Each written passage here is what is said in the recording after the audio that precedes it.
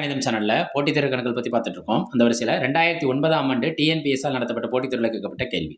நம்ம சிறப்பு ஆசிரியர் தகுதி தேர்வுல கூட கேட்கலாம். டிஎன்பிஎஸ்சி குரூப் 1, குரூப் 4 எக்ஸாம்ல கூட கேட்கலாம். வாய்ப்பு உண்டு அதிகம். ஒரு கோளத்தோட ஆரம் 1 சென்டிமீட்டர் எனில் அது கன அளவு கேட்கறாங்க.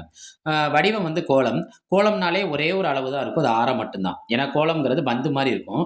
பந்துக்கு வந்து வெறும் ஆரம் மட்டும் தான் இருக்கும். அதுல உயரம்ங்கிறதே கிடையாது. ரைட். இப்போ கோளத்த பத்தி பேசுறாங்க. பாருங்க கோளம். கோளத்துல ஆரத்தை பத்தி பேசுறாங்க. ஆரம் எவ்வளவு சென்டிமீட்டர் கொடுத்துட்டாங்க? 1 சென்டிமீட்டர்னு கொடுத்துட்டாங்க. என்ன கேட்கறாங்க கேள்வியில? கன அளவு. அப்ப நம்மளுக்கு என்ன தெரிஞ்சிருக்கோம்னா, கோளத்தோட கன அளவுக்கான ஃபார்முலா தெரிஞ்சிருக்கணும். கோளத்தின் கன அளவு. என்ன ஃபார்முலா? 4/3 by R cube.